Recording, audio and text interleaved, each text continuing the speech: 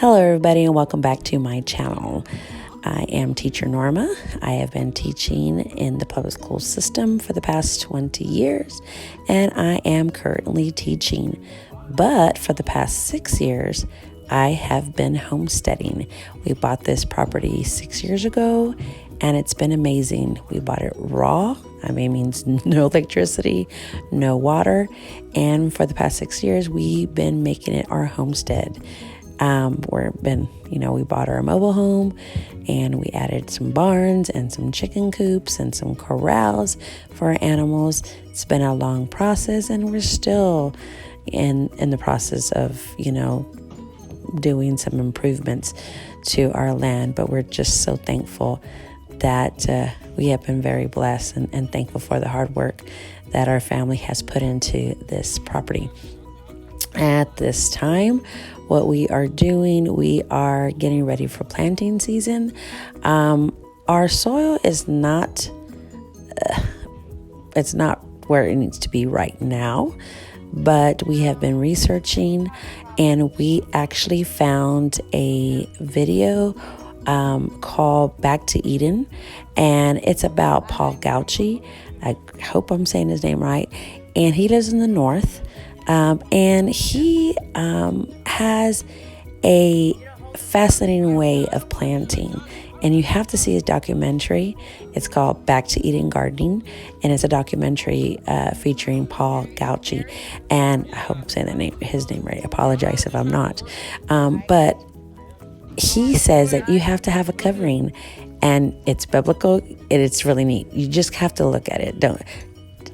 Just don't take my word for it, but look at it. And it's just amazing. So we're going to try it. We're going to make sure that our garden has plenty of covering. And that's one thing that we're not doing. We did not have covering over it. And so when we would water, it would get hard again and hardly anything would grow. So it was very tough. And we've tried to plant for the past 2 years and no, we haven't been successful. So we're trying it. So what we did, my husband bought some bags of wood chips. It's very expensive. So we just did like a really thin layer. But if you're by, maybe there's a tree service near you that can let you have their mulch for free, hey, do that. But we tried, but there was nobody. They would go to landfills or they get recycling areas. So we tried to have them come to the property, but it didn't work out. But that's okay.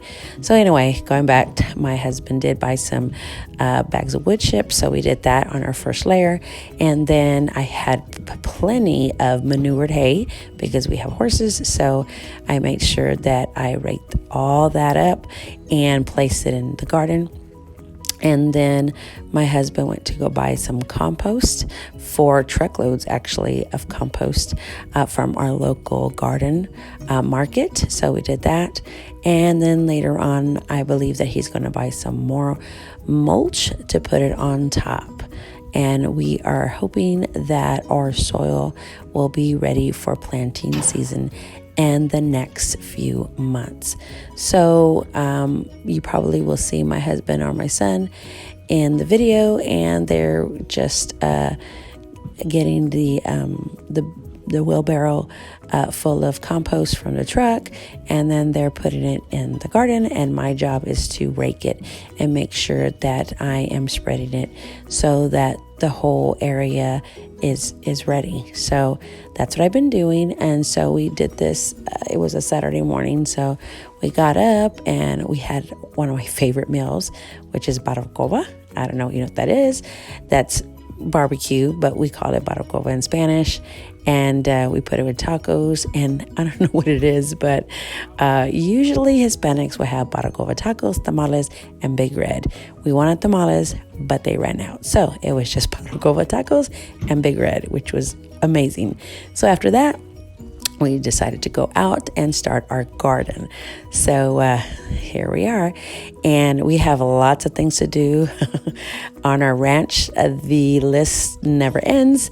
When you live on a homestead and you're improving your homestead, there is always something to do, and you rarely have a sick day. I mean, if I'm sick, of course, we have other members of our family will take over. But the animals still need to be fed regardless if we're sick or not. And so, like it says, in show business, the show must go on. So here we go. So yeah, going back, I know I ramble sometimes. I apologize. So I am just raking all the compost. And it took us about 3 hours to finish placing all this compost all over the garden. So again, we were very grateful that we were able to purchase it. And it cost, over here where we live, it was around $50 to $60 a truckload. And we got 4. So it wasn't too bad. And we're just hoping that it will pay off when we get our delicious fruit and vegetables.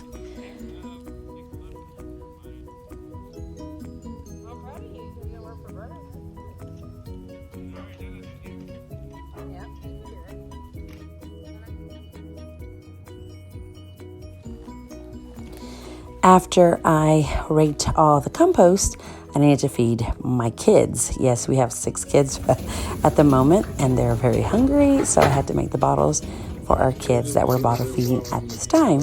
Aren't they adorable? Yeah, it takes me longer to make their bottles than for them to eat or drink their bottles, actually.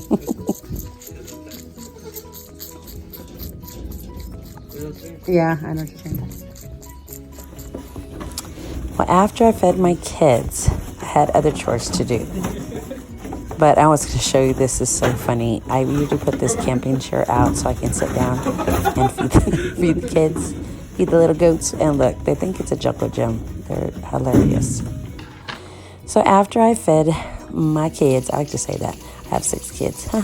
Well, anyway, I had some chicken eggs that I needed to clean and crack and save the yolks for later on. I needed to freeze them because sometimes if we don't eat the eggs fast enough, they can go bad.